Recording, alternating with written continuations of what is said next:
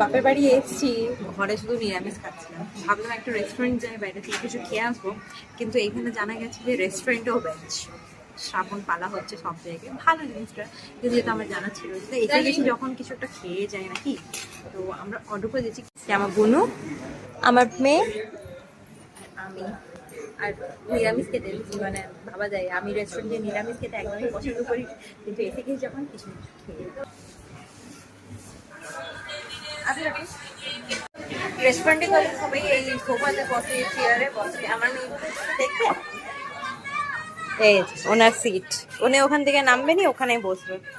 Coffee খাওয়ার পর আমাদের চলে এসেছিলো বেবি কর্ন চিলি, যেটা মোটামুটি খেতে ভালোই ছিল। তারপর ফাটাফাট মেইন কোর্সটা দিয়ে দিল, যেখানে ছিল বাটার নান আর পানিরের একটা আইটেম, যেটাও খেতে মোটামুটি ছিল। হয়তো আমাদের অন্য কিছু খাওয়ার মন ছিল, তাই খাবারগুলো কোনো টেস্টই পাচ্ছিল না।